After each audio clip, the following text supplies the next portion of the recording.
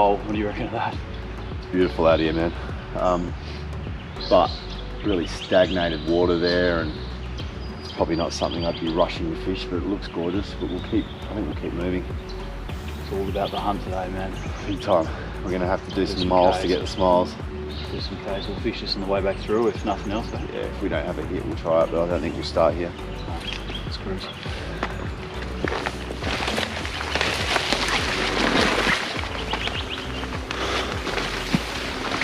It was quite funny. I was always a Jurien Bay jetty rat. I never really did a lot of freshwater stuff. And then as I got a bit older, I started doing a bit of hunting and enjoyed being out in the bush a lot. And now I think, as much as I love saltwater fishing, being out here in the fresh, being out in the bush, it's the thrill, it's the hunt, it's being quiet and stalking fish, and then the scenery on top of it, which is always spectacular. And it's pretty cliche, but you come out here and you forget about all your worries. You don't think about work, you don't worry about finances. You're just out here chasing species, trying to work out which lure colour, trying to see them before they see you, and it's exciting stuff. Absolutely love it. So I got Matty out today. He hasn't done any of this. Hopefully he'll want to do it again. We'll see. It's been a long walk so far. This is the only crossing you have to do, and then we'll be fishing.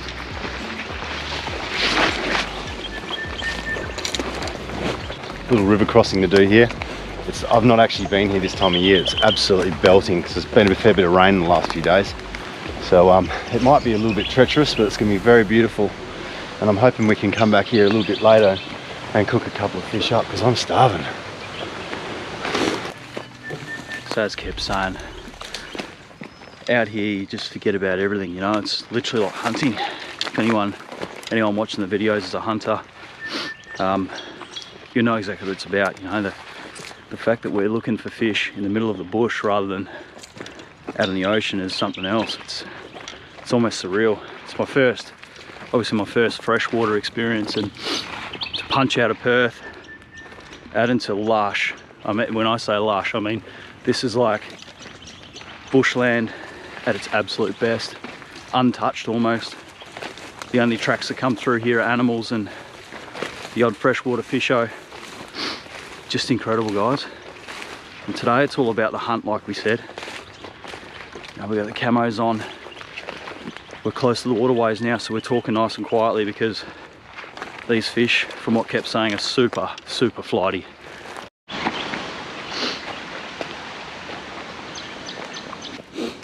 All right, so let me just find a couple that I picked up yesterday. So you'll notice a bit of a pattern. It's not a matter of the lure, the actual name of the lure or brand. I mean, it's nice if they're suspending or they're, you know, a fairly deep lure just to get down around the stumps. But color choice, you can see I've gone for a redfin looking color. It's simple. There's not a lot of bait in these areas, and they predate their own young. So redfin colors are the go. They're very vicious towards their own. So tie them on to about a 4 to 8 pound line. And there's not much more you need to learn other than a back-to-back uni to your main, and you're off. You can start fishing. You're looking for structure. These fish love hanging around under logs, but sometimes you'll find them out in the middle. It just depends on what they're doing. If they're vicious, they'll be out in the middle, and you'll get fish all day. If they're not, you're gonna have to work timber really well, and it's what I always call knocking timber. You basically want to drag a lure, and you'll feel the line rub on the timber, and as you do that, you just lift your rod tip a bit. You'll feel the lure bump the timber, let it bump. It'll float up a bit and then pull it down, so a quick twitch. And what that'll do is all the fish that are sitting under that log we'll see it bump the log, look up, twitch, bang, fish on. So hopefully we can put it into practice now. So I'm going to tie these on and get started.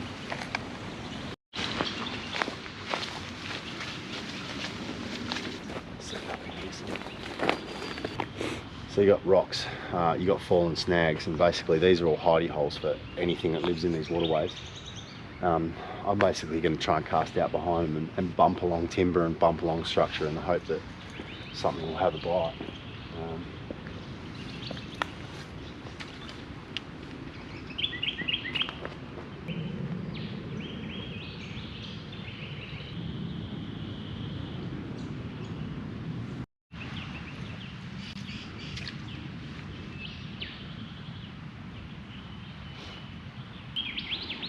Oh, I do too. Oh my God. Crack guide. Like, fully. Use my rod. Sorry, just use my rod. Either that or I pop that guide out. Or I just don't run through that guide. It's a nightmare. It's up to you, man. So pretty devastating. We've gotten all the way out here, and when I went to cast, I could feel there was something going on with the top of the tip, and next cast, boom, my lure came off. And so I had a look, and yep, I've cracked the ceramic in the guide, and basically I've got a razor blade there. So a couple of options: I either pop the tip out or I run off the second guide. I'm going to try running off the second guide for a couple of hours and see if I can still cast and just do our best, I guess.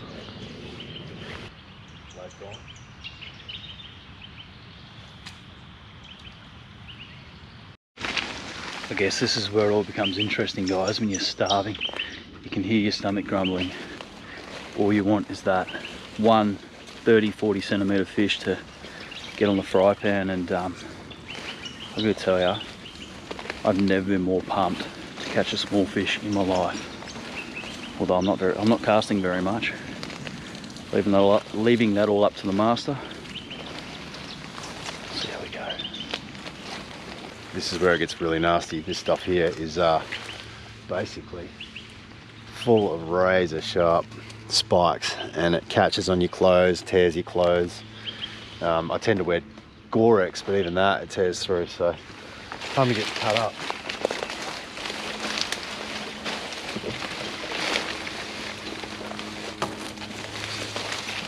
So basically just going to keep walking the bank and just casting, because the fish, we've got to find the fish. They're not going to come to us. We've got no bait.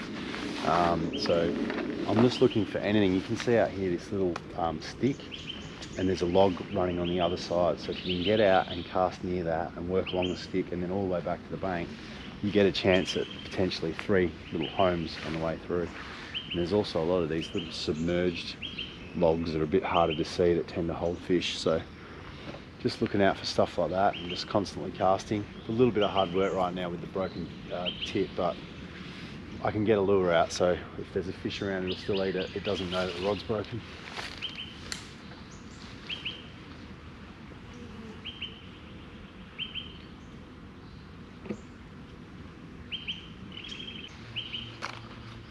So I always just try to keep just something small in my pocket so I can put any line left over or anything that I'm moving on. You don't want to leave one thing out here. It's just so beautiful.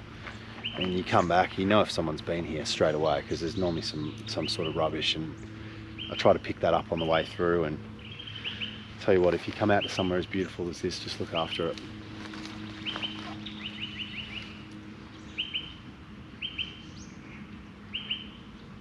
How about that? What I just hooked. That is a Carmen Red SX40, my all-time favourite lure. I'd say it's probably one of mine that I lost a long time ago. But you can see that even in the freshwater, the hooks have rusted off like they're supposed to do. So that's pretty good to know that if you did lose it to a fish, which I clearly haven't, that the hooks would rust out. But yeah, it's a $30 lure right there. What a score!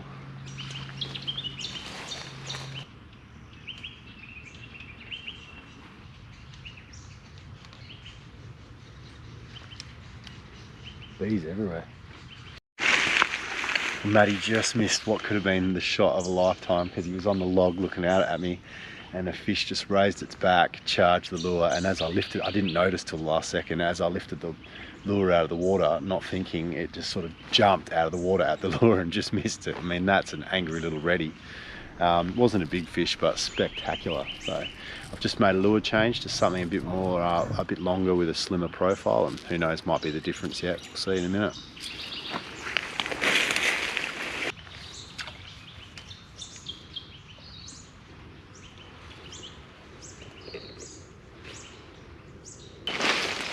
Any love? No love, mate, but it's nice to get right in the water. It's been a long morning of filming, so hopefully, just hopefully. It's your turn.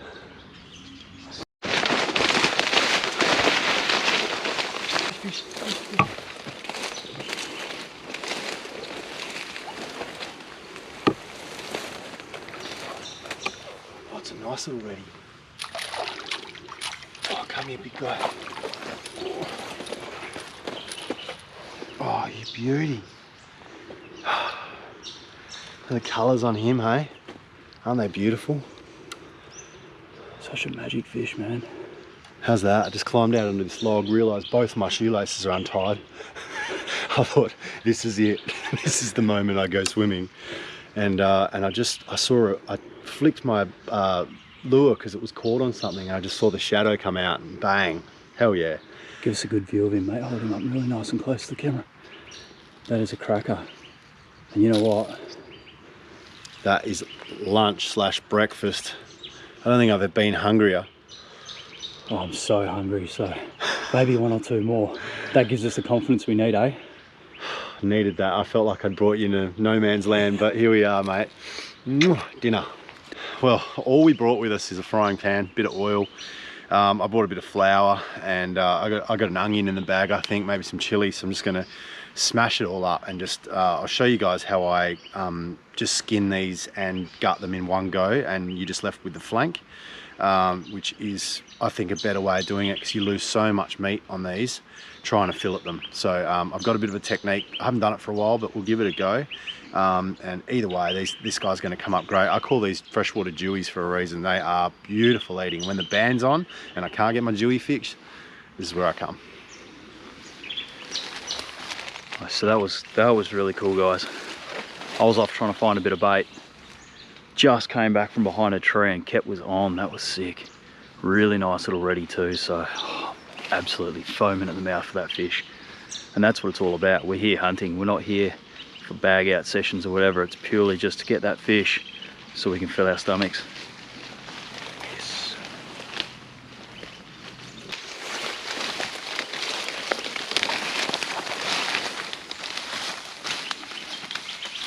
A bit of, I don't know why I brought a whole bag of chili. We've got some onion, some kaffir lime, some tomato. Super simple, man. Some flavours there though, man. I can see that straight away.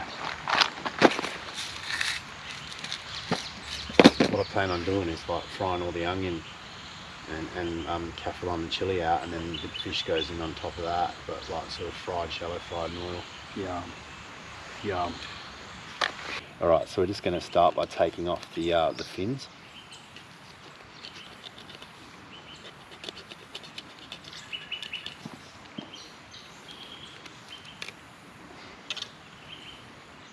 Making an incision right through the head. I might need a sharper knife. I know we go, that'll do.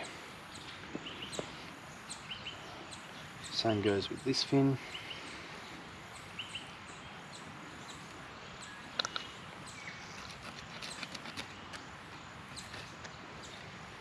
You cut down the back of the head here, like this. And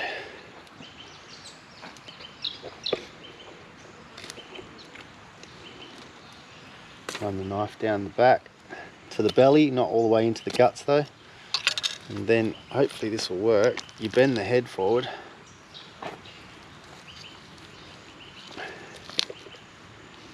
You tear down either side.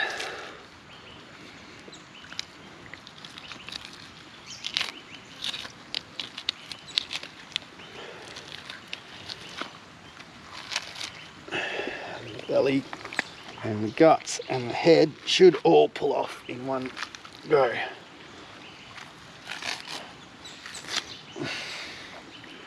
And you've got a gutted fish.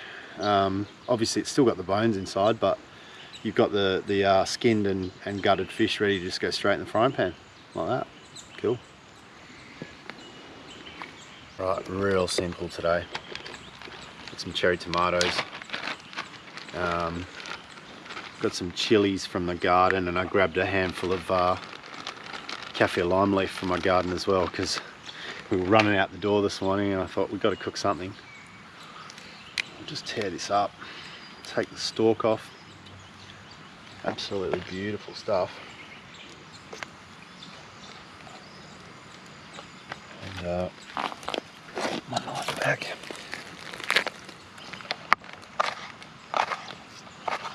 Just chop some chili quite rough. We'll get that straight in the oil and let that start frying off.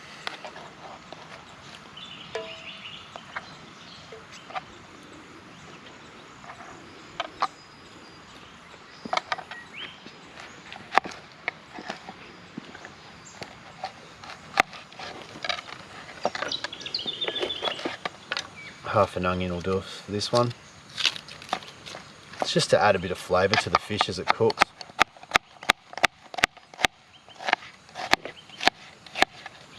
Get that straight into the oil.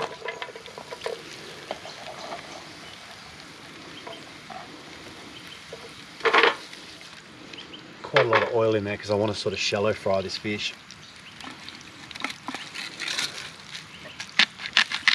Big pile of salt.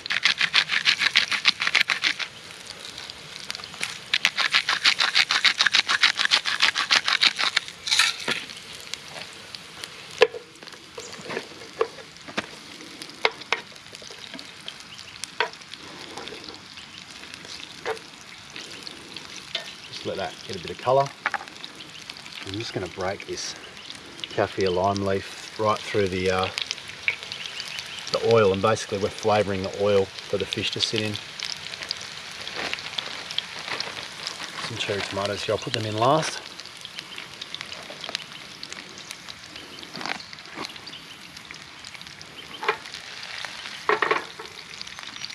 Already just smells great. Just chilli and a bit of onion out in the bush.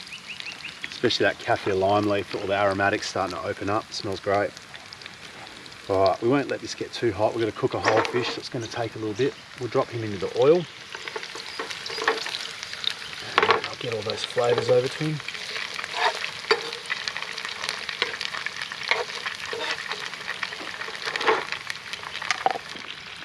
In all honesty, guys, I don't think life gets any better. You know, you can't hear a car, you can't hear a plane, you can't hear anything other than nature.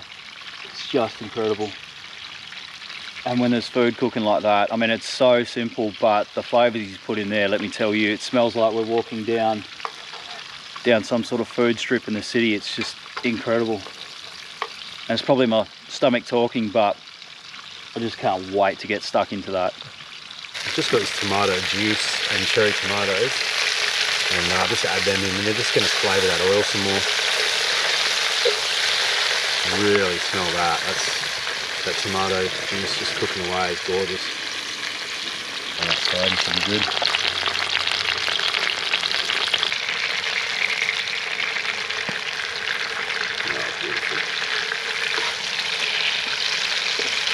This was a grab what I had and run type recipe, but I just pretty much love confying aromatic flavours and then cooking my fish in it, which is essentially what we're doing. We're adding a heap of flavour to the oil, and then we're gently cooking the fish in the oil, which is, yeah, you'll get those flavours go right through that fish. So, yeah, not much to the dish as far as culinary delights go, but I can guarantee it'll be tasty.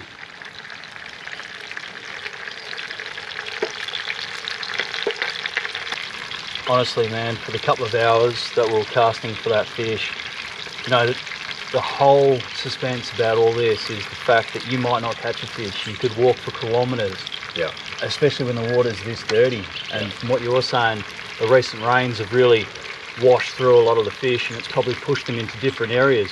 Yeah, it does a lot to these waterways. I haven't come and seen it. It's normally quite clear, and you can sight fish for them here, but it's been a challenge. But I think that's just what makes it more exciting when you do get one after you've almost given up and you're just winding that lure in miserably to your feet. And bang, it's like, there we go, we got one. Well, you know what? Actually doesn't look delicious, but the smells are amazing. Yeah, I suppose it's not the prettiest way of filleting a fish, is it? But what you get back from all the bones that you'd normally cut out trying to fillet it, you get a lot more fish. So how are we going to eat this? We just pull the flesh off? I think we will. I think we just sort of, yeah, look at that. It's just going to come straight off the bone. I'm actually just going to get in there. Just do it. Oh my God. Oh, you know, how yum is that? Oh my God. There's not many things that tasty. That's the first time I've eaten reddy, and the first time I've actually eaten a freshwater fish out of the, you know, Perth Peel region, and holy moly, man. Oh my God. Freshwater dewy, hey? That is honestly one of the tastiest fish that I've ever had the privilege of eating. Alright, I know. And it's vermin. Can't put them back, so nobody ever has a go at you about keeping them. And yeah, and you're eradicating a pest species while having a great meal. I think it's an all-round win. Absolutely. But I'm actually gonna eat one of these cherry tomatoes. yeah, for sure. This is the best bit. All these little bits of chili. We definitely should have brought some cutlery with us. Was that hot? I just cooked my mouth, yeah. Did ya? Yeah. I mean, I didn't know I need to put a warning label on that. Maybe you should think about that sort of thing in the future. You might make more friends.